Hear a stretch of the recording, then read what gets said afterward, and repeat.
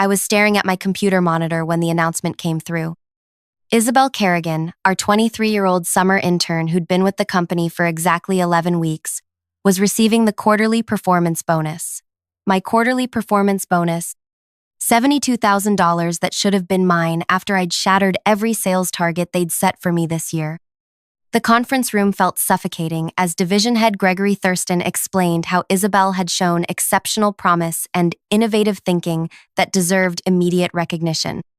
I watched her sit there, hands folded, looking genuinely surprised but pleased. She had no idea what was happening. None of us did, really, except for Gregory.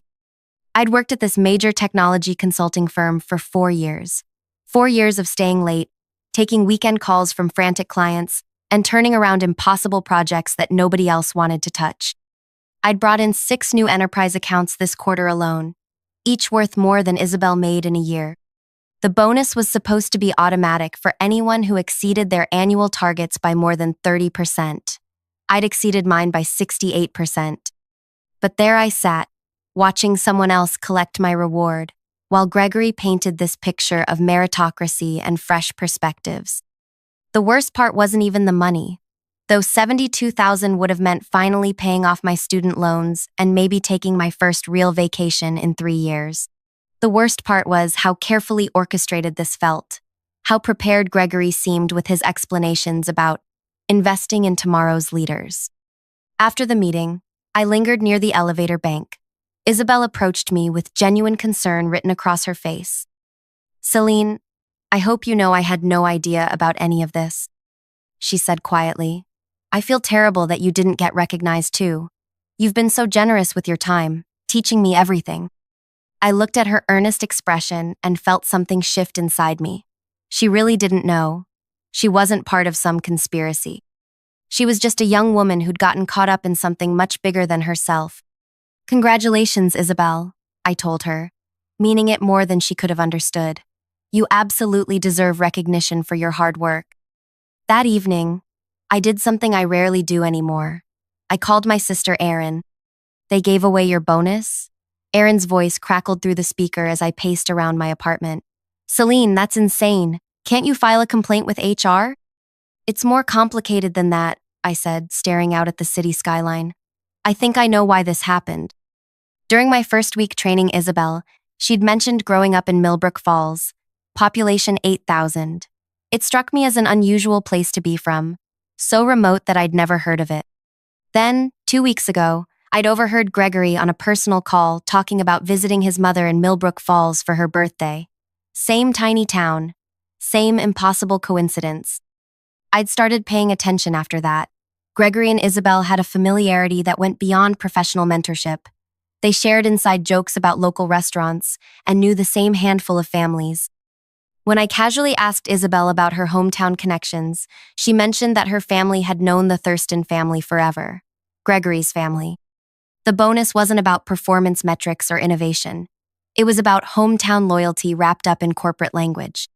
Before I dive deeper into what happened next, could you please take a few seconds to tell me in the comments where you're listening from?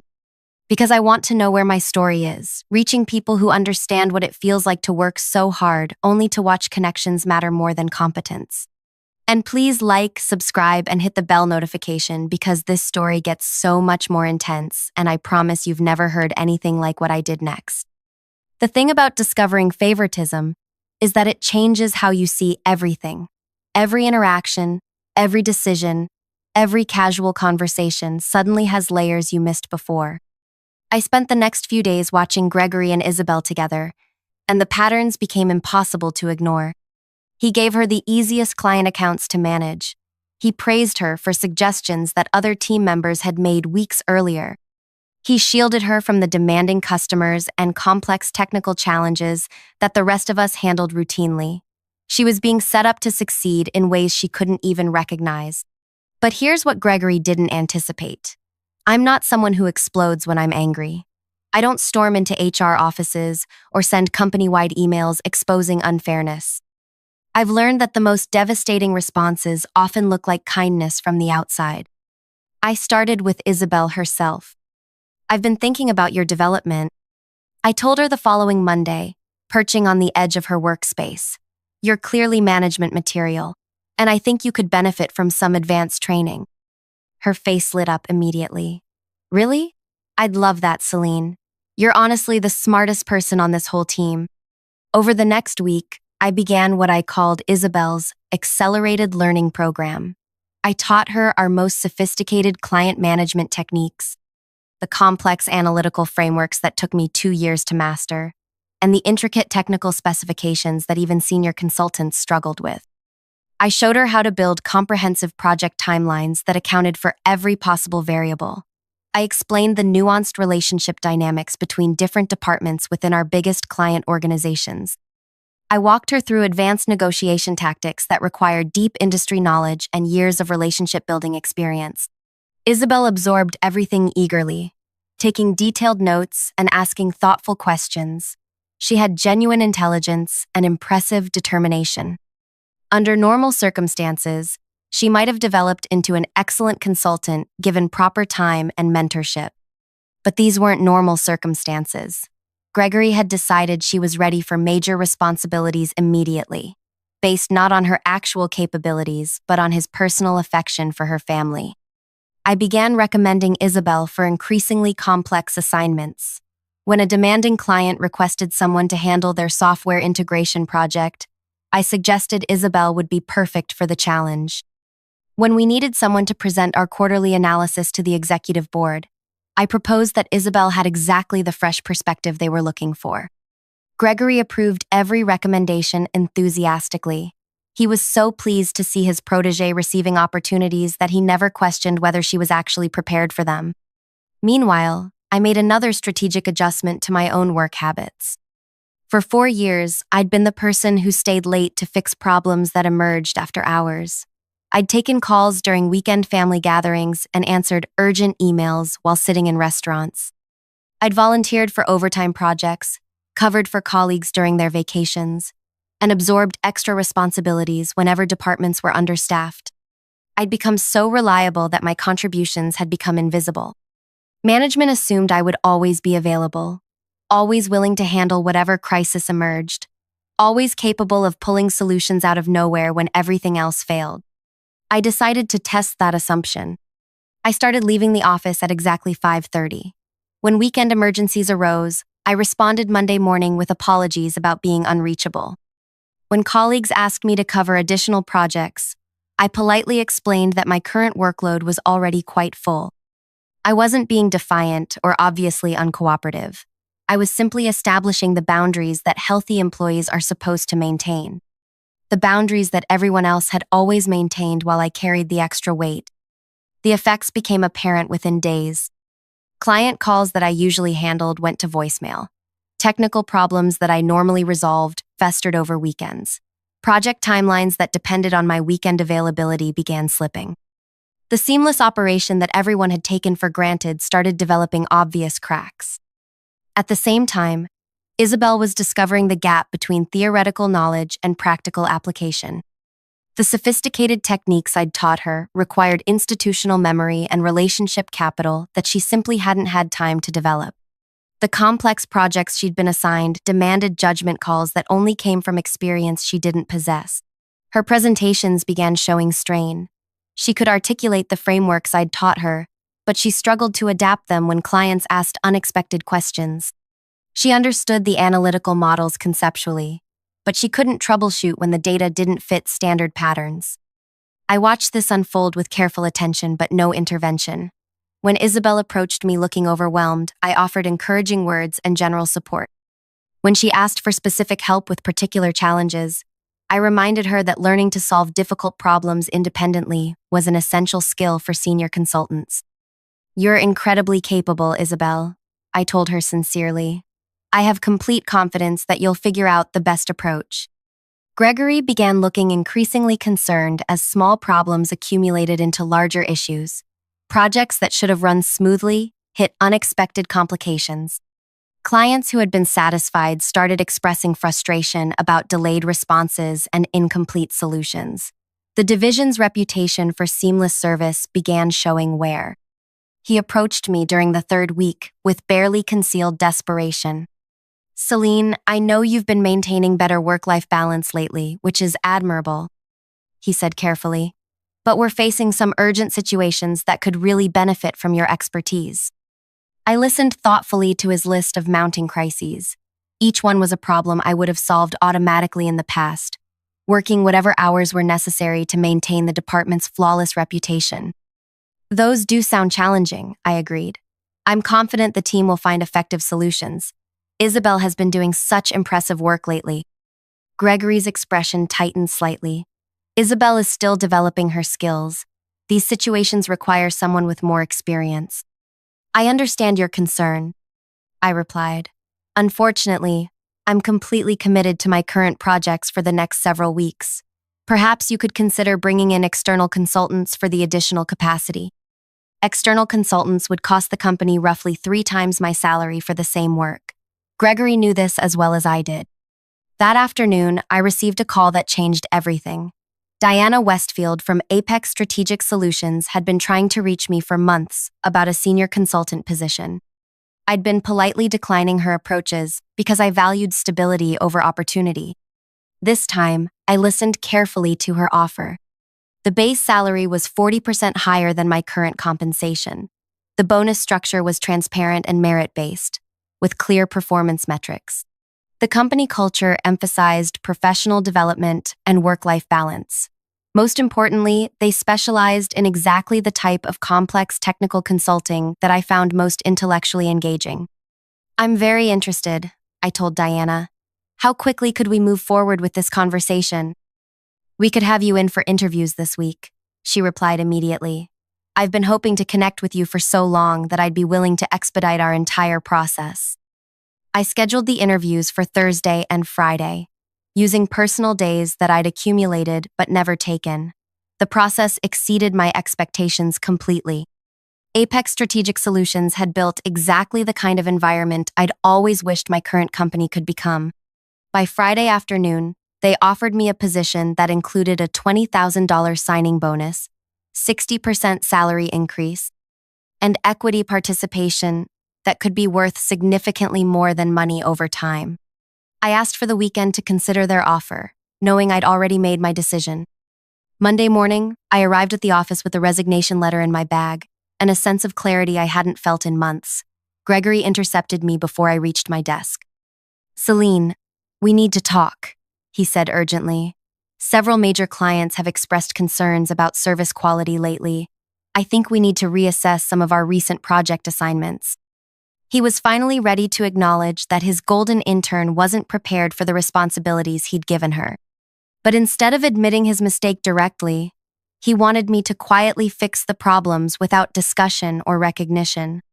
I looked at him standing there, desperate for me to rescue the situation he'd created through his favoritism, and I felt the final piece of my plan sliding into place. Gregory, I appreciate you bringing these concerns to my attention, I said calmly. I think this conversation is perfectly timed, actually. I reached into my bag and pulled out the envelope I'd been carrying all morning. I wanted to let you know that I'll be transitioning to a new opportunity. This is my formal resignation letter. My last day will be 2 weeks from today. The color drained from Gregory's face as he stared at the envelope like it contained a bomb. Selene, this timing is really difficult, he stammered. Can we discuss what it would take to retain you? I'm sure we can address any concerns you might have about compensation or advancement opportunities. I handed him the resignation letter with a genuine smile. I'm grateful for everything I've learned here, Gregory. This decision isn't about dissatisfaction. Sometimes, new challenges just align perfectly with your professional goals. He opened the letter immediately, scanning it with growing panic. You're giving exactly the minimum required notice during our busiest quarter, he said, looking up at me. Is there any flexibility on your start date with the new company? Unfortunately, no. They need someone to begin immediately on a time-sensitive project that matches my expertise perfectly. This was completely true. Apex Strategic Solutions had a major client implementation beginning in 3 weeks that required exactly my skill set. Diana had been thrilled when I'd accepted their offer with such a quick turnaround. Gregory was clearly calculating the impossibility of his situation. Training a replacement for my responsibilities would take months, assuming he could find someone with comparable experience willing to work at my current salary level. The ongoing client crises needed immediate attention from someone who understood both the technical requirements and the relationship dynamics involved. Most importantly, he was realizing that his decision to give my bonus to Isabel had created the exact circumstances that made my departure so devastating. "Selene, I want to be completely transparent with you," he said, lowering his voice. "I think there may have been some miscommunication about the quarterly bonus allocation. I'd like to revisit that decision and ensure you receive appropriate recognition for your contributions." I looked at him with genuine sympathy. "Gregory, I truly appreciate that gesture, but my decision isn't connected to the bonus situation. Isabel absolutely deserved that recognition, and I'm happy she received it." This was the moment I'd been waiting for. The moment when he would understand that his attempt to fix the money wouldn't repair the underlying problem. "Sometimes the best opportunities come from unexpected timing," I continued. "I'm actually grateful that everything worked out exactly as it did." Over the next 2 weeks, I watched the full scope of my departure's impact unfold, like a carefully orchestrated symphony. Isabel approached me on my third to last day, looking exhausted and overwhelmed. "Selene, I need to ask you something honestly," she said. "Did you know this would happen when you started teaching me those advanced techniques?" I considered her question carefully. Isabel had grown significantly over the past month, even as she'd struggled. The pressure had revealed her actual capabilities and limitations in ways that gentle development never could have. "I knew you were intelligent enough to handle complex challenges," I told her truthfully. "I also knew you'd need to discover your own approaches to solving difficult problems." She nodded slowly. "I think I understand now why you've been so successful here. It's not just about knowing the right techniques. It's about having the experience to know when and how to apply them." "Exactly. And now you're building that experience much faster than you would have otherwise." Isabel had indeed learned more in 4 weeks than she probably would have in 6 months of gradual development. The intensity had been overwhelming, but it had also shown her exactly what skills she needed to develop and how much work lay ahead of her. "I'm going to ask Gregory to adjust my responsibilities," she said. "I think I was promoted too quickly, and I want to make sure I'm actually ready before I take on anything this complex again." I felt genuine pride watching her take ownership of her development. She'd transformed from someone who didn't know what she didn't know into someone who could accurately assess her own capabilities. "That sounds like excellent judgment," I told her. Meanwhile, the operational impacts of my departure were becoming impossible to ignore. The client who'd been waiting for their software integration solution had threatened to terminate their contract unless they received immediate resolution. The executive board presentation that Isabel had been assigned was postponed twice because nobody else could compile the necessary analysis in time. Most significantly, 3 other senior consultants had approached Gregory, requesting salary discussions. My departure had prompted them to evaluate their own compensation and workload balance. They'd started wondering why they'd been accepting below-market salaries while handling above-average responsibilities. Gregory found himself facing not just the loss of his most productive team member, but a potential exodus of experienced staff who were suddenly questioning the department's compensation structure. On my final Friday, Gregory requested a private meeting. "Selene, I want you to know that I recognize the mistakes I made," he said. "The bonus decision was influenced by factors that shouldn't have been relevant. You deserved that recognition, and I let personal considerations cloud my professional judgment." I appreciated his honesty more than he probably realized. "I respect you for acknowledging that, Gregory. Those kinds of decisions are difficult, and I understand the pressures you face." "Is there anything I can do to change your mind about leaving?" he asked. "A counteroffer, additional responsibilities, a commitment to more transparent recognition processes?" I considered how to respond. Gregory was genuinely trying to make amends, but he was also discovering the consequences of prioritizing favoritism over competence. "I think this transition is beneficial for everyone involved," I said finally. "You'll have the opportunity to restructure the team in ways that better support long-term success. Isabel will be able to develop her skills at a more sustainable pace, and I'll be taking on challenges that align perfectly with my professional goals." Can I ask where you're going? Apex Strategic Solutions. They specialize in the complex technical consulting that I find most engaging. Gregory's expression shifted to something approaching admiration mixed with regret. They're our biggest competitor in the enterprise consulting space, he said quietly. You'll be working on exactly the types of projects that you've always handled best here. That's exactly why the opportunity was so appealing. What Gregory didn't know was that Diana had been recruiting me specifically because Apex had been losing potential clients to our company. My reputation in the industry was strong enough that several enterprise customers had chosen our firm primarily because they wanted to work with me personally. Now those relationships would be transitioning to Apex along with my departure, not through any deliberate client poaching, but through the natural movement that happens when trusted consultants change firms. The irony was perfect. Gregory's decision to give my bonus to someone else had prompted my departure, which would ultimately cost his company far more than $72,000 in lost revenue and competitive disadvantage. On my last day, Isabel organized a small farewell gathering. The entire team attended, including Gregory, who looked genuinely sad to see me leave. Selene has been the backbone of this department, he announced to the group. Her professionalism, expertise, and mentorship have contributed to every success we've achieved over the past 4 years. I looked around the room at colleagues who had become friends, at Isabel, who had grown so much in such a short time, and at Gregory, who was finally understanding the cost of his choices. Thank you all for making this such a meaningful experience, I said. I'm excited to see how everyone continues growing and achieving amazing things. 3 months later, I received a LinkedIn message from Isabel. She'd been promoted to a senior consultant position, but with appropriate preparation and support this time. She'd also been featured in the company newsletter for developing an innovative client training program. I wanted to thank you for pushing me to grow faster than I thought possible, she wrote. I know those weeks were overwhelming, but I learned more about myself and my capabilities than I would have in years of gradual development. I hope we can collaborate again someday. Gregory had reached out as well, asking if I'd be willing to provide consulting services for specific projects where our expertise might complement each other. His department had recovered from my departure, but they'd restructured their approach to talent development and compensation to prevent similar situations. As for me, Apex Strategic Solutions exceeded every expectation I'd had. The work was intellectually stimulating, the culture genuinely supported professional growth, and the compensation reflected the value I brought to complex client challenges. Most importantly, I'd learned something crucial about my own worth.